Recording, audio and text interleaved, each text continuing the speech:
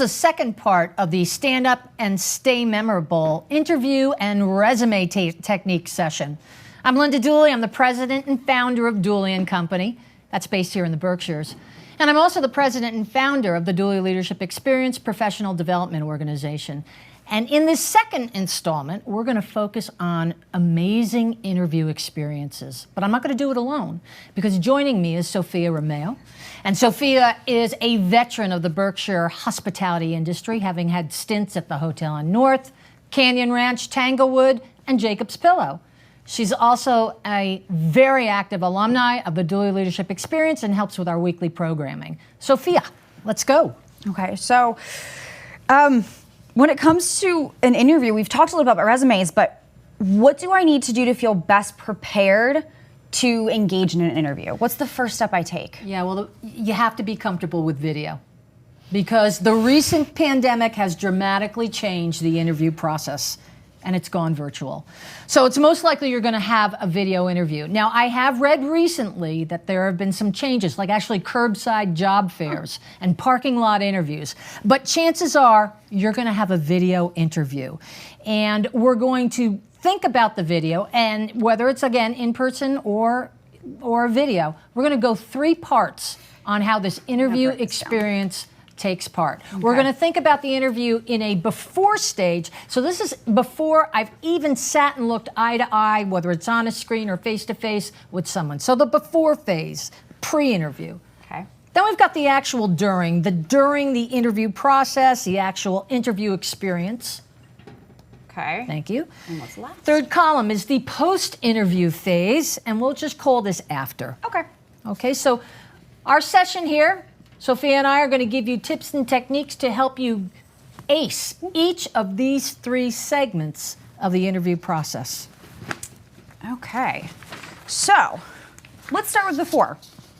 I have a stellar resume, it popped, and I've been asked to participate in a video interview. What do I do to be prepared? Well, we got to give very big thought to the visuals. Just like we did coming into a studio and recording this here, we have to think about what's around us. So you need to look and study what's the right setting for that interviewer to see. Mm-hmm. Now, I've been part of video meetings where the person I'm meeting with looked like they just rolled out of bed 15 minutes earlier, because they did, because they're actually sitting on their bed for the video meeting. Don't do that. The first 5 to 10 seconds, that's it, of seeing you is going to carve an impression in that interviewer.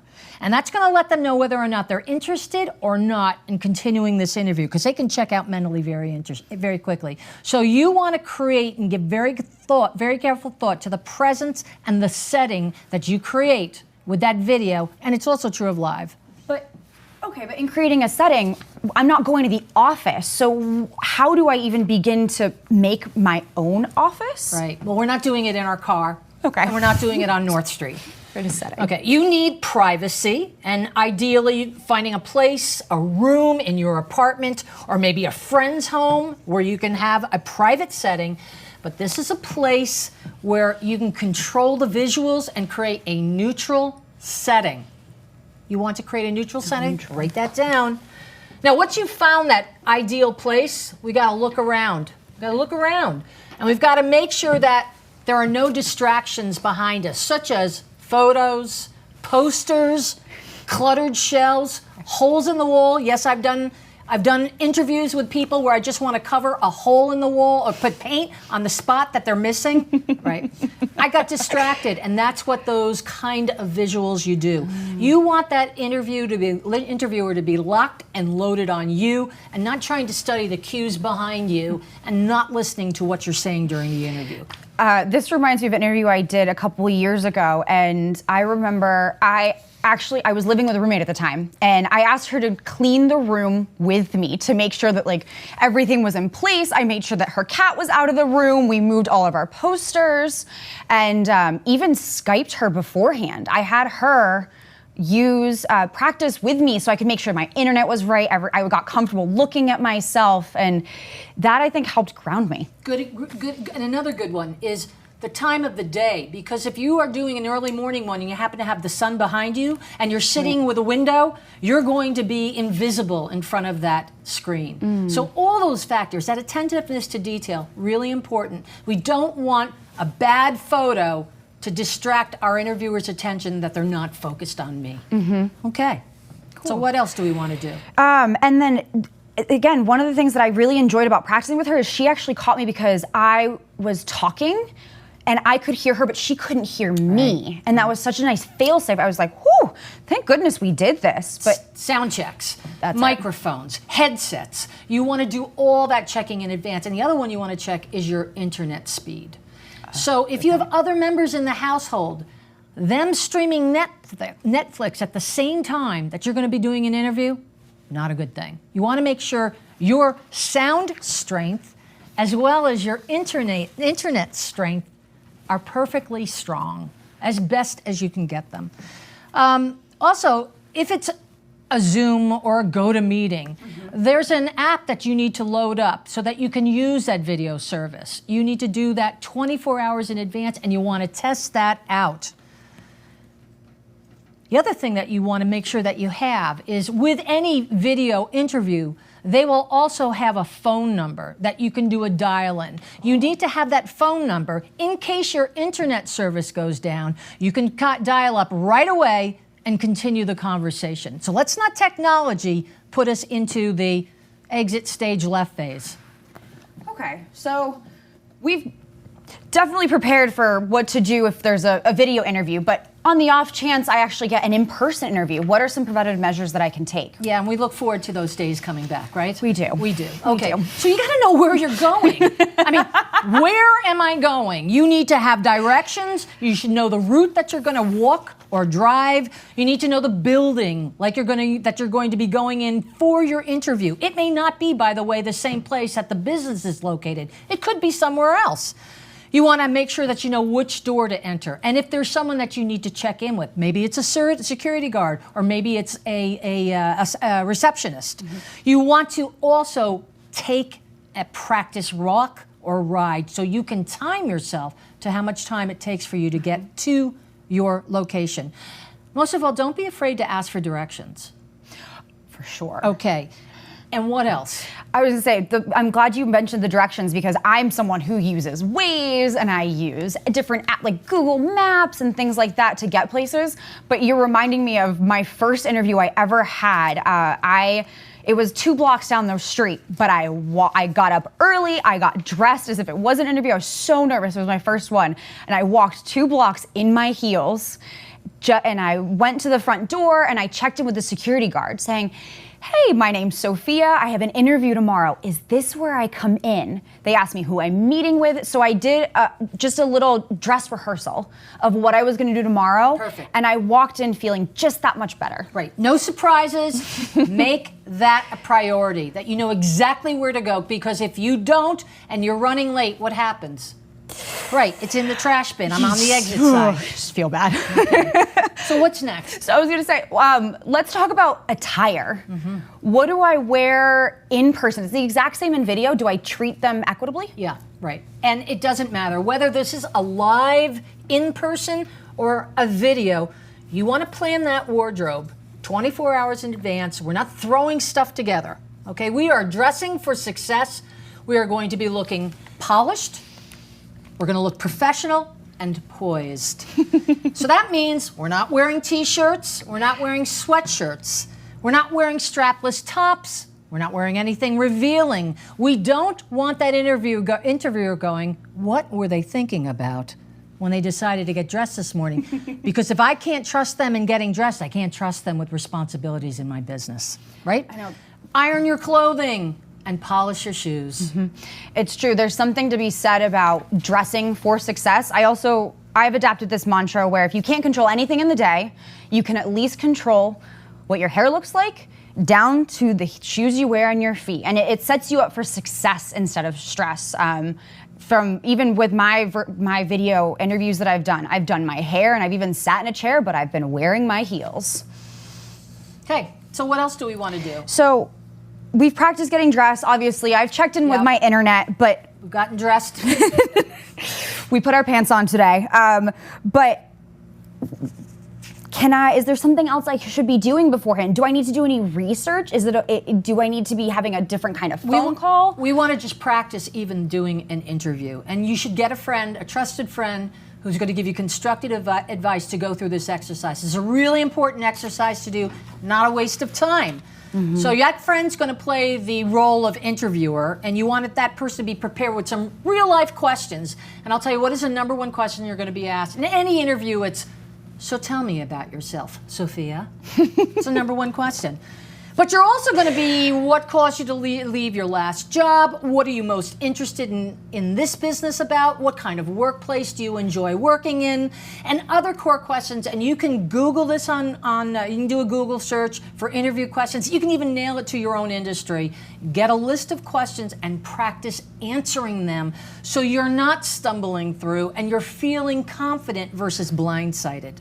Now, for a video interview, you want to be comfortable looking at yourself on the screen, and that may not be something, even though we're doing a lot with, cell phones. In a big screen, your computer screen, it's a little bit different. It may be distracting at first. You want to practice so that you are very focused eye to eye, and by that I mean you want your camera for that interview, whether it's on your computer or our iPad, it should be at the same level as your eyes, because that's going to have you have direct contact with that person that you're interviewing with. You don't want to be looking down and having it here. I've seen lots of these, and so your face is down and I'm projecting down. Again, you want to be projecting out. It's interesting you say that. Recently, I was practicing for a video and I recorded myself on my cell phone and I texted it to my sister, and it was insightful. She gave me that exact feedback. She said, you were looking at the screen, you were not looking at the camera.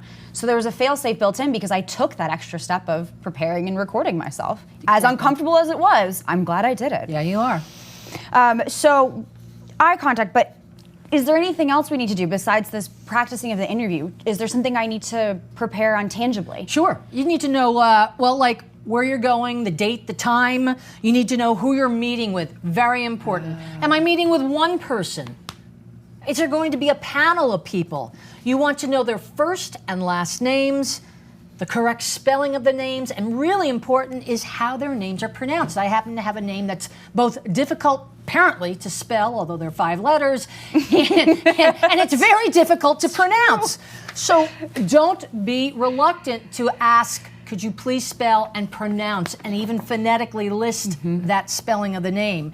And then let's do some research. You want to research, remember LinkedIn's our friend. So now that we've got the names of who are the interviewers, I can do a little research on them on LinkedIn. I can look at their work experience, I can look at their education and their interests, and I can come in and be able to talk right to those points, letting them know that I actually got to know you a little bit before I came here. Really interested to learn about where you went to school and why you went there. Also, you need to do some research on the business. So Google the business, Google their competition, the industry that they're in, so that you're prepared to talk about the organization, the business as well.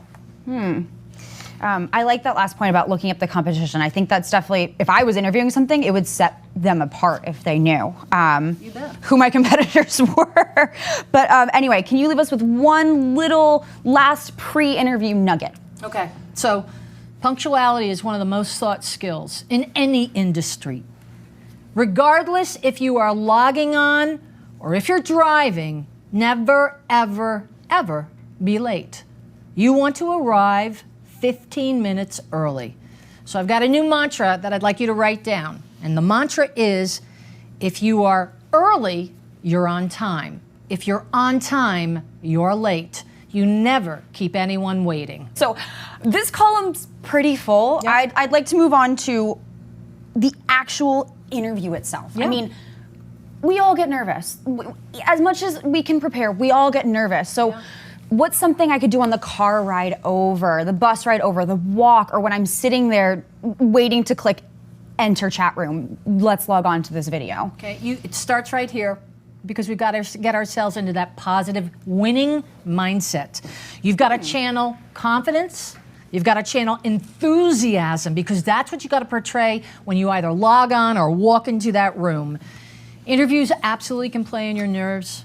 They can get you to be completely unsecure about yourself, and I don't think I've got it, but you do have it. And you've got to get yourself into this positive, great feeling about yourself, walking in saying, I'm going to nail this, I'm prepared, I've done everything that I can do, I'm going to showcase my best self. So I clearly have a great outfit on, and I'm feeling focused. I'm like, I can do this, I'm going to win this interview, I'm going to win the day. But even if I feel great, how do I show that? Yeah. What are some physical steps I can do? So if this is a video interview, I recommend that you stand up because that automatically will improve your vocal projection as well as your attentiveness. You will stay locked eye to eye with that interviewer much more easily if you're standing. Remember, I mentioned about that eye level camera, that you're not looking down or pointing at the ceiling fan. I've seen a lot of ceiling fans lately, okay? Your goal is to have eye contact, whether it's in person or through a screen. Okay. What about the cell phone? I was just about to say, What do you do with it? One of my biggest pet peeves is like even when I'm at dinner, if a cell phone just rings and rings. So every interview, I have turned off my cell phone. I put it in my purse. My last one, I even left it in my car. I don't want that distraction. I don't want music in the background. I need to be focused. I've heard from a number of employers here of interview processes where they're looking at the top of someone's head because they have their phone in their lap and they're actually texting during the interview. Real story, real story. So that sounds like a big don't. So why don't we do some do's and don'ts of the interview process? Okay, I love Starbucks. Do not bring the Starbucks mug or any coffee cup into the interview. Nothing. No hands. Coffee. Not even that water bottle. Not even the water bottle. Don't chew gum. Don't chew gum. Absolutely come prepared though with, if it's live, pen, notepad. Okay. You can do that also on the video interview. Let them know that you're taking notes. Or if it's an iPad, but if it's an iPad, people tend to think you're also texting, anything electronic. This signals that I'm actually taking notes. And most important, well, this is really good. You need to come in prepared with at least 5 questions that you are going to be prepared to ask that interviewer. Okay, never, ever, ever pass when you are asked, so Sophia, do you have any questions for us? You want to ask questions. So here's some ideas of questions for you. What are your expectations for the role? What do you use to measure success for this position? Now, what are some of the challenges that you foresee for your business in the coming 3 months? Those kinds of questions, and by the way, those were what questions, which are open-ended questions, and will trigger much more information for you to learn from. I'm gonna underline open-ended. Open-ended. Open-ended. Couple more? Yeah, I was gonna say one thing that some advice I was given was leave space between your letters and your words. Breathe. Breathe.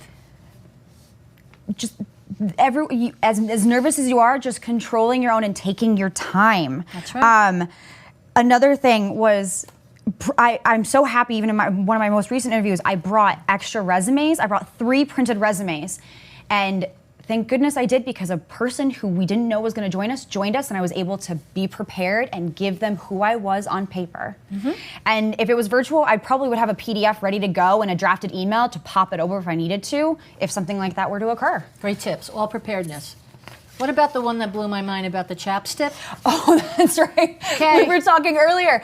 So I get really dry lips. And so even before we started this conversation today, I took 5 seconds and I put chapstick on, because you don't want to be licking your lips like you're craving a meal during your interview.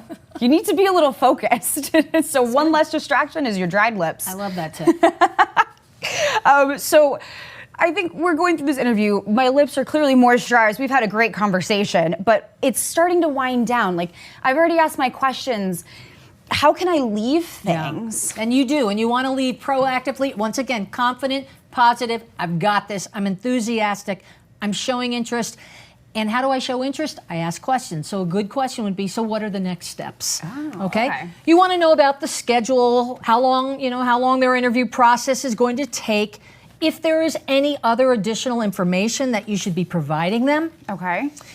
You want to say thank you. You want to express appreciation for that interviewer's time and their interest, and let them know, and this is the value of bringing that pen and notepad with you, 2 things that you've learned through this interview process that you're really excited about and makes you even more interested in the position. Huh. Good to know. So, I mean, we said, I mean, you already said a thank you. Thank you for your time. Thank you for this so much. Walk out of the door, get in my car. Now what? Right. This is where people become very invisible. I'm not sure what happens here, but we go into the black hole. So we don't want you to become invisible. We don't want you to be silent. Now, first of all, that same day, I mean, within 1 hour, you're going to follow up with an email, not a text, an email to the interviewer, thanking them for their time and interest. And once again, this is a great place to recap a key takeaway you've walked away with. That again is letting you say how enthusiastic and interested you are about the position. People like passion. They hire for passion and interest. Sure. Very important with that. And by the way, make sure everything is spelled correctly before you press send in that email. I'm also a very big believer in this. This is called, I know this is a fossil. This is a handwritten thank you note. Handwritten thank you note. And these are powerful communication tools in this day of text overload. That same day, handwrite a thank you note. Okay. Again, recapping one thing you took away from for your enthusiasm with that position and thanking them for their time and interest, and mail it real time. So make sure your handwriting's neat and legible, and again, that your spelling is accurate. So I definitely need to go buy some stamps. And right now. thank you notes. and some thank you notes. But again, I say thank you, and what if they ghost me? What if I hear nothing? It's just crickets for like 3 or 4 days. They don't even acknowledge or thank me for sending them a thank you note. Can I reach out? Can I do anything? Oh yeah, again, this black hole. This is this black hole of I'm waiting and wondering. Waiting and wondering. Do not go there. Not go in the black hole. There ain't no black hole. So if a week goes by, you want to follow up with a phone call, not an email, a phone call, because you want that person to hear your interest and enthusiasm. Let them know that, again, you were excited, maybe, again, that key takeaway that you've been thinking about in the aftermath. And is there any other additional information that they may need from you? You don't know what's gone on. Something could have disrupted business, and again, they had to put their interview process on hold. Don't think this is about you. They're running a business as well. So let them know you're still there, and I'm interested. Believe me, you're not bothering them. You're not pest. I hear, oh, I'll be a pest. I'm being proactive. I'm letting them know I'm really interested. And I'm staying memorable. I'm staying memorable that way. You know, I can actually speak to that. You're right. There was an interview process from the moment I sent my application until the day I got the offer. It was a 6-week span. And I had sent probably at least 2 emails and 1 phone call. And ultimately, on my first day, my boss actually told me it was not about you. We had to figure some stuff out internally. Absolutely. So I'm really happy. Yep, you're right. Business goes on. So, I mean, that was a positive one. And thank goodness I got the job. But what if I didn't get the job? It happens. I mean, everyone's been rejected from a job. It happens, and we're going to learn from that experience. So, okay, we're going to be disappointed, maybe angry, but we're going to turn this around and use it as a learning opportunity. And this also will get the attention of an interviewer, of a business. Call them up and let that interviewer know that you'd like to get 5 minutes of that time so that you could learn what it is you could have done better. Okay. To have earned that position, because you are committed to your own professional development. That message alone is incredibly powerful. Rather than just saying, okay, thanks, you know, I'm really angry about the whole thing. We're going to be gracious through disappointment, and we're going to dazzle that employer, potential employer, by letting them know that you are committed to your own professional development and that you use opportunities, every opportunity, as a learning experience. So turn the negative into a positive. And by the way, whatever you've learned, now it's going to make you better for your next interview. right? Yeah, I mean, Important coaching. absolutely. I was gonna say feedback is definitely a trend that I'm seeing as a thread of what it is that we do with your resumes and with your interview process. And with that feedback, I mean, what if I actually get good news and I get the job? How do I even prepare? I feel like you have to prepare for your first day. It's not just about, again, your outfit and being on time, but is there anything that we need to do to prepare for that? Well, obviously you're going to say thank you when you hear that great news. Hopefully it's by phone. I'm sure it'll be by phone. Sometimes it's by email. If it is by email, make an opportunity to call that person and let them hear your enthusiasm that you're really excited about this job. But you also need some information. You need to know, okay, so when will I be starting? Is there a process for onboarding? Is there advanced paperwork that I need to be completing? Okay. Let them again know that I'm thinking ahead of steps. I want to be prepared to hit the ground running on that first day.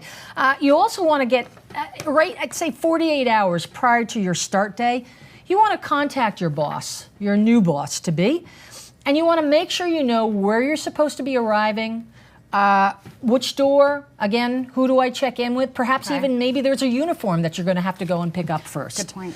So we don't want to be black holing it. We won't want to be wondering. We're taking proactiveness so that we don't show up saying, what do I do now? Yeah, that would make me a little uncomfortable. So, I mean, my columns are pretty full. So we've definitely talked about the entire interview process, and I have to say my 3 takeaways are: do your homework. Clearly, do your homework. Practice.